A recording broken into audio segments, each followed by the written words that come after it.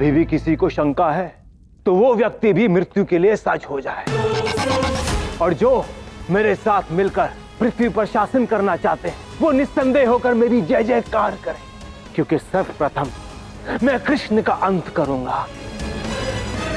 महाराज शाल्वकी, महाराज शाल्वकी, महाराज शाल्वकी, महाराज शाल्वकी। मूर्ख शाल्व, तुझ पर धिक्कार है, धिक्कार है। कौन है ये कायर जो छिप छिप कर शाल्व का अपमान कर रहा है? साहस है तो सामने आए।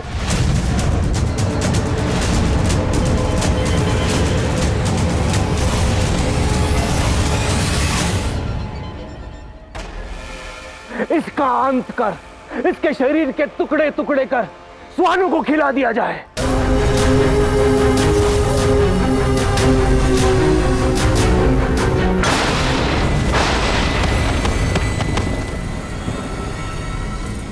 मैंने उचित कहा था, तुम मूर्ख हो। हा? अच्छा,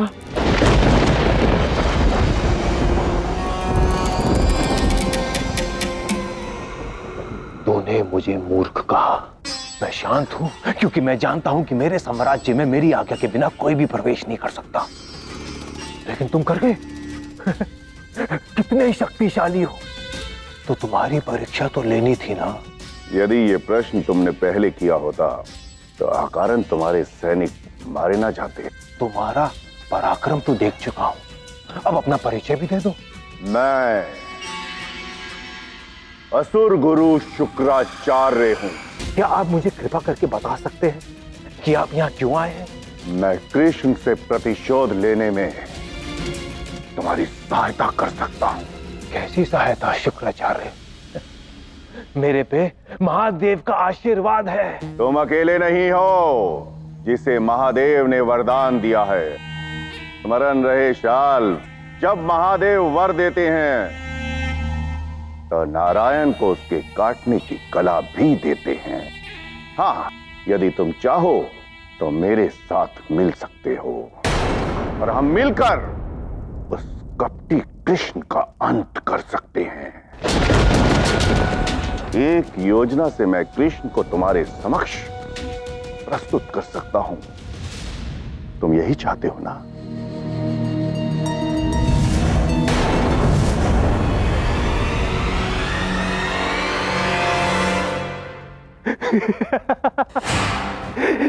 ये किसे? देखो शाल, मैं इस प्रकार कृष्ण को बंदी बनाकर तुम्हें सौंपूंगा।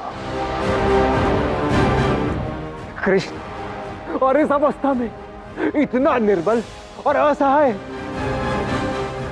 वाह वाह वाह मेरे प्रिय महाराज।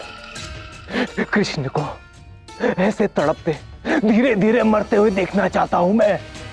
कृष्ण को ऐसे श्वास के लिए लड़ता देख अच्छा लगेगा मुझे।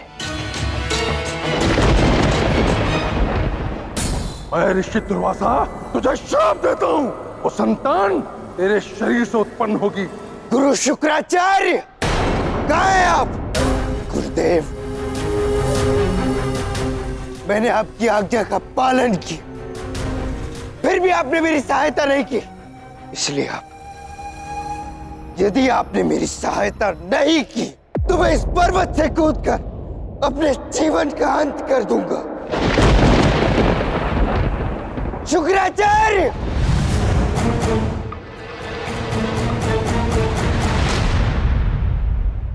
साम, मेरे प्रिय शिष्य, रुक जाओ। प्रिय शिष्य? आपने एक आज्ञाकारी शिष्य की भावनाओं को छला है। गुरुदेव, यदि उस दिन आपने मुझे मेरी रक्षा का आश्वासन नहीं दिया होता, मुझे ये श्राप मिलता ही नहीं। आज आप ही के कारण मेरी ये दुर्गति हुई है, किंतु अब आपको मेरी सहायता करनी होगी, अन्यथा मैं सत्य में इस पर्वत से कूदकर अपने प्राण त्याग दूंगा। तुम जो कह रहे हो साम, वो सत्य नहीं है। मैंने तुम्हें रक्षा का आश्वासन दिया था, इसीलिए मैं ऋषि दुर्वासा से भेंट कर तुम्हें श्राप मुक्त करने का आग्रह करके आया हूं। किंतु अब आप असत्य तो नहीं कह रहे ना?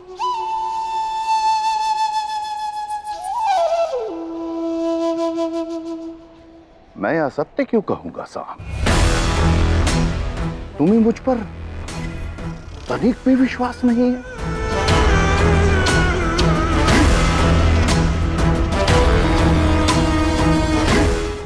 मुझे क्षमा कर दीजिए गुरुदेव, किंतु मैं करूं भी तो क्या करूं? मैं इस समय अत्यंत ही पीड़ा में हूं। किंतु आपका बहुत बहुत धन्यवाद। अब मुझे शीघ्र ही ऋषि दुर्वासा से भेंट करने जाना होगा। नहीं साम,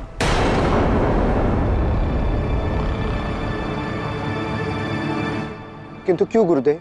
क्योंकि वो केवल कृष्ण और बलराम से मिलना चाहते हैं, अपने आश्रम के निकट एकांत में। किंतु गुरुदेव ये कैसे संभव हो पाएगा? आप तो जानते ही हैं, मैं उन दोनों को एक साथ वहां कैसे लेकर आऊंगा? वो मेरी बात क्यों मानेंगे? सोच लो साम, श्राप से मुक्ति पाना चाहते हो या नहीं? यदि तुम चाहते हो कि तुम्हारा रूप फिर से पहले जैसा हो जाए, तो तुम्हें कृष्ण और बलराम को मनाना होगा। ठीक है गुरुदेव, इस श्राप से मुक्त होने के लिए मैं कुछ भी कर सकता हूं। बस आप ये सुनिश्चित कीजिए कि ऋषि दुर्वासा अपना वचन निभाए। ये बात तो मैं पहले ही कर चुका हूं। तुम बस केवल कृष्ण बलराम को वहां पहुंचाओ। ठीक है।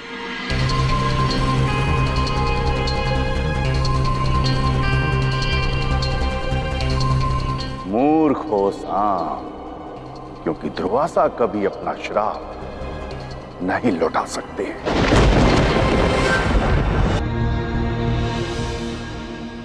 ये दुष्ट साम अवश्य अपने स्वार्थ के लिए ही राधा के चरणों में गिरा है, अन्यथा इतना समर्पण का भाव इस मूर्ख में कहां? मुझे आपकी सहायता की आवश्यकता है। शुक्राचार्य ने कहा है कि उन्होंने ऋषि दुर्वासा से एक समझौता किया है। यदि पिताश्री और ताऊश्री मेरे कुकर्मों के लिए यदि ऋषि दुर्वासा से क्षमा मांगेंगे तो वो अपना श्राप लौटा लेंगे।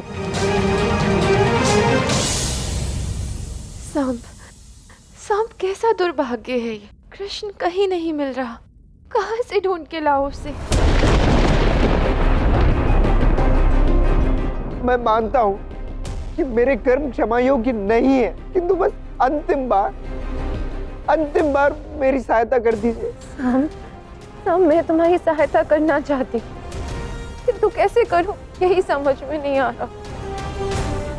ये सांप राधा को बस अपनी बातों में उलझा रहा है। मुझे जानना होगा कि इसके मन में चल क्या रहा है। सांप, मैं करूंगा तुम्हारी सहायता।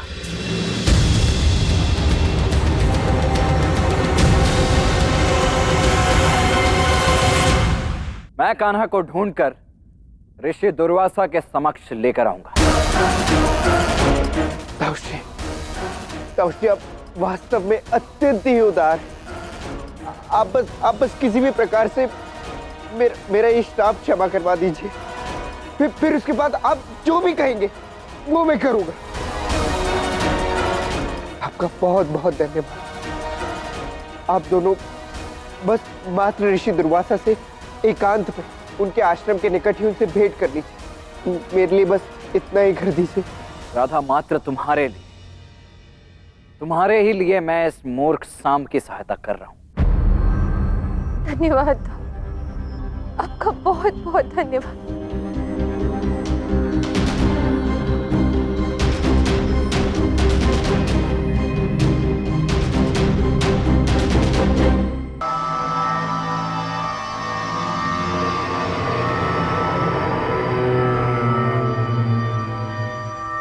युद्ध तो असंभव है, किंतु कृष्ण और बलराम को बंदी बनाने के बाद मैं अपना एक ऐसा विशेष अस्त्र का प्रयोग करूंगा, और मेरा वो विशेष अस्त्र होगा इस संतूक के भीतर। चाल, मेरी जिज्ञासा को शांत करो। इस संदूक में ऐसा कौन सा अस्त्र है? इस अस्त्र का प्रयोग जब होगा तो द्वारकावासी, कृष्ण के प्रियजन, यहां तक कि राधा भी मेरा विरोध नहीं कर पाएगी, क्योंकि किसी को ज्ञात भी नहीं होगा कि उनका कृष्ण लुप्त हो चुका है।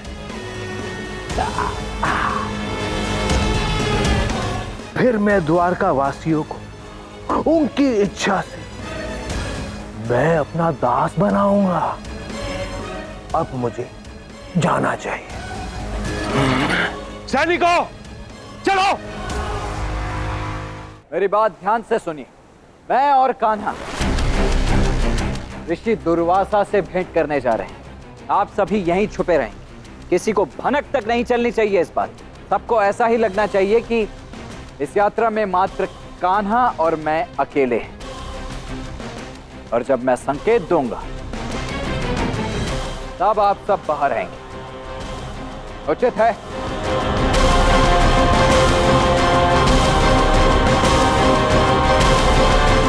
जाओ।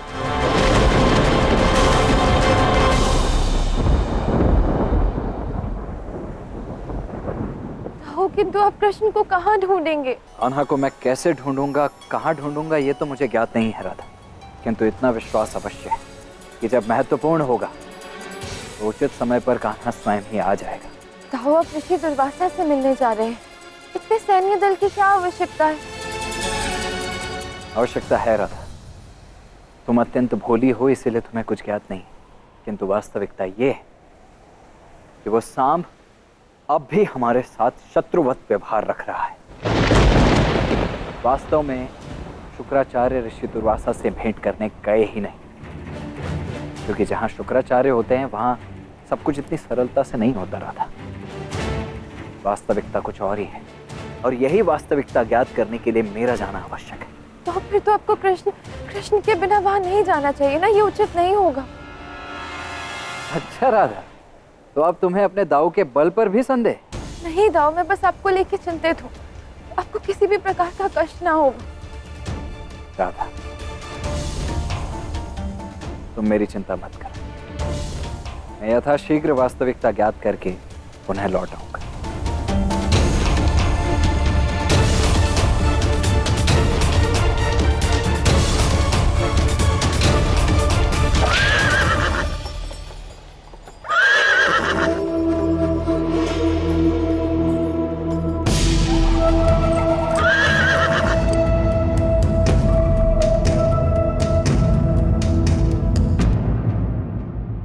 अरे कृष्ण तो यहीं मिलने वाला था, अब तक आया क्यों नहीं?